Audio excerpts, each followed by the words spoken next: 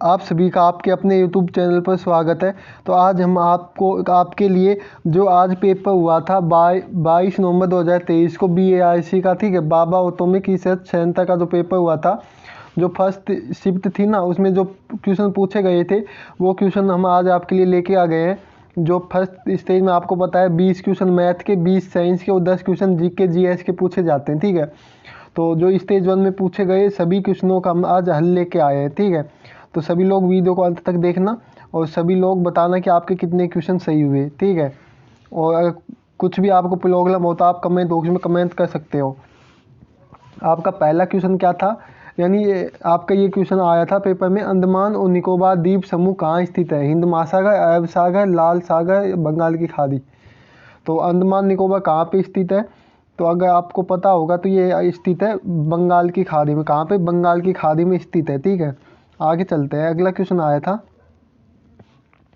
जैसे जैसे हम आवर्त सारणी के किसी समूह के नीचे जाते हैं इलेक्ट्रॉन बंधुता क्या होती है? बताओ। घटती है, बढ़ती है, समान रहती या बढ़ती, यानी ये कुछ नहीं है, बढ़ती है और फिर घट जाती है। तो इसमें क्या आएगा? इसमें घटती है, यानी ऑप्शन ए सही आंसर हो जाएगा, ठीक है। आगे चलते हैं। गाइज, अगर आप हमारे चैनल पर नए हो तो एक बार चैनल को सब्सक्राइब कर लेना और जो वीडियो है इसको लाइक कर देना, ठीक है। और आपका पेपर हो चुका है या होने वाला है तो हमें कमेंट बॉक्स में कमेंट करके बताना, ठीक है। संतोष ट्रॉफी किस खेल से संबंधित है? बताओ। हॉकी से, फुटबॉल से, क्रिकेट से या बैडमिंटन से? तो संतोष ट्रॉफी किस खेल से संबंधित है? ये आपका है फुटबॉल से संबंधित है, ठीक है। आगे चलते हैं।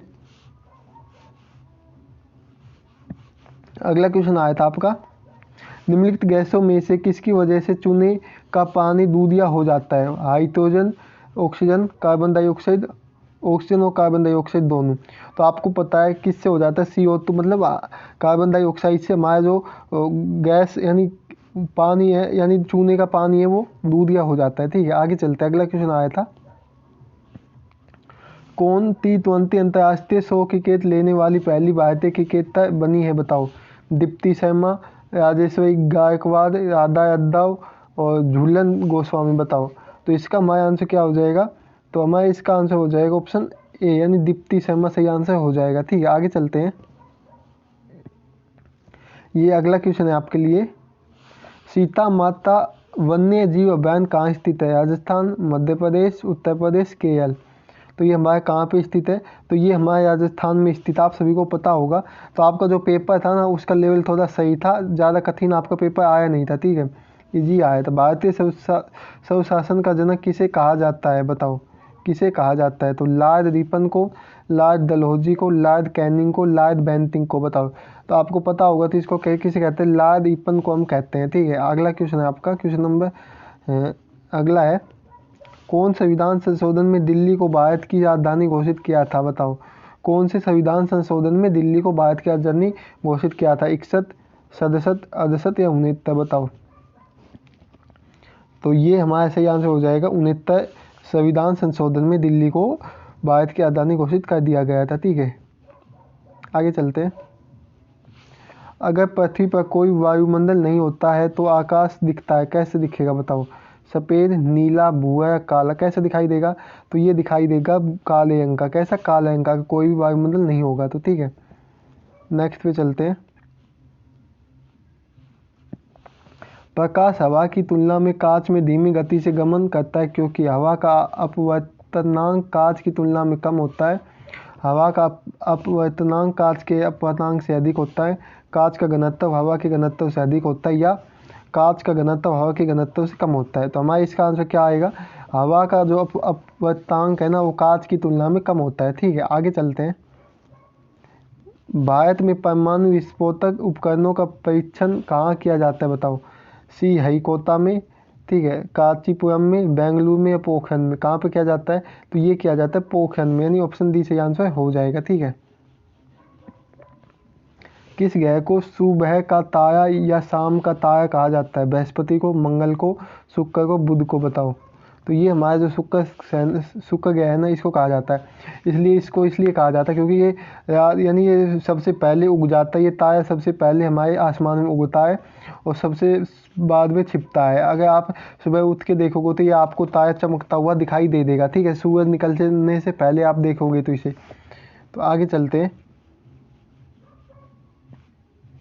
सूले और तारे उनमें खालिस्तान की उपस्थिति की वजह से चमकते हैं। बताओ सूले और तारे किस उनमें क्या होती है जिसकी वजह से वो चमकते हैं? गैस, प्रकाश ऊर्जा, विद्युत, प्लाज्मा। तो किसके कारण चमकते हैं? तो ये चमकते हैं प्लाज्मा के कारण। ऑप्शन डी सही आंसर हो जाएगा, ठीक है। अगला क्वेश्चन आपके लिए, सबसे हल्की धातु कौन सी है? Magnesium, lithium, aluminium, titanium. तो सबसे हल्की धातु आप सभी को पता होगा कौन सी है, तो लिथियम सबसे हल्की धातु होती है, ठीक है, ऑप्शन बी हो जाएगा। आगे चलते हैं।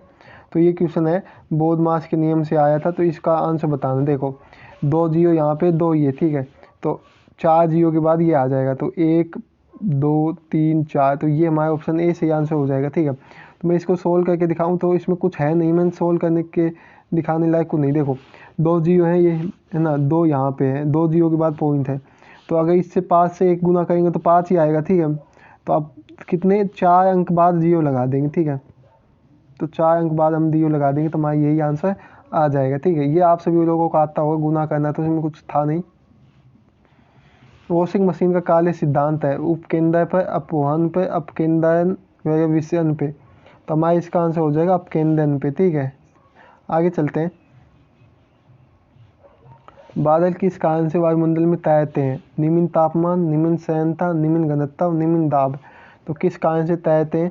तो ये हमारे निम्न घनत्व के कारण तैरते हैं बादल, ठीक है। तो यहाँ तक सभी लोगों को समझ में आ गया होगा। आगे चलते हैं हम। भारत के राष्ट्रपति कितने राज्यसभा सदस्यों को मनोनीत कर सकते हैं? 6, 12, 10 या 15। तो ये हमारे 12 सदस्यों को मनोनीत कर सकते हैं राज्यसभा के, ठीक है। अगला क्वेश्चन है आपके लिए, ये क्वेश्चन मैथ का है। ए अकेला एक कार्य को 20 दिनों में करता है, तो ए कितने दिनों में करेगा? 20 दिनों में, ठीक है, हम लिख लेते हैं हाथ के हाथ 20 दिन में। और बी अकेला 30 दिनों में कार्य को कर लेता है, कितने दिनों में? बी 30 दिनों में करेगा, ठीक है, 30 दिनों में। और दोनों काम को एक साथ शुरू करते हैं तो आधा कार्य कितने दिनों में पूरा हो जाएगा? इसमें आधा कार्य पूछा, ठीक है। इन दोनों का इनका लघुत्तम यानी एलसीएम 7 आ जाएगा, ठीक है। इसकी कैपेसिटी कितनी है? 3 है। इसकी कैपेसिटी कितनी है? 2 है, ठीक है। तो ये दोनों 5, ठीक है, 5 है, ठीक है। तो इसमें हमारे देखो इसका दोनों की कैपेसिटी 5 है, तो क्या पूछा है कि आधा कार्य कितने दिनों में पूरा करेंगे? तो ये दोनों आधा कार्य यानी 7 है, तो इसका आधा क्या हो जाएगा? 30 हो जाएगा। तो 30 कार्य दोनों मिलके कितने दिनों में करेंगे? तो दोनों की कैपेसिटी है 5, तो 5 से भाग दे देंगे तो क्या आ जाएगा? 6, यानी दोनों मिलके 6 दिनों में करेंगे, ठीक है। क्या आ जाएगा? दोनों मिलके 6 दिनों में करेंगे, ठीक है। अगला क्वेश्चन है आपके लिए आज का, ये क्वेश्चन लास्ट है। जल की अस्थायी कठोरता किसकी मौजूदगी के कारण होती है? बताओ किसके कारण होती है? कैल्शियम और मैग्नीशियम के बाइकार्बोनेट, कैल्शियम और मैग्नीशियम के सल्फेट, कैल्शियम और मैग्नीशियम के नाइट्रेट, इनमें से कोई नहीं। तो हमारा इसका हो जाएगा कैल्शियम और मैग्नीशियम के बाइकार्बोनेट, ठीक है।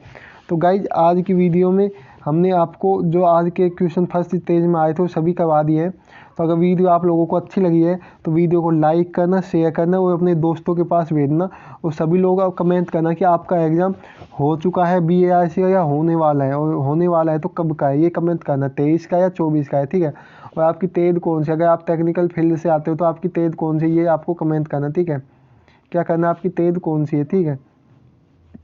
अगर आपको कोई भी दिक्कत हो क्वेश्चनों में तो आप कमेंट बॉक्स में कमेंट करते हैं।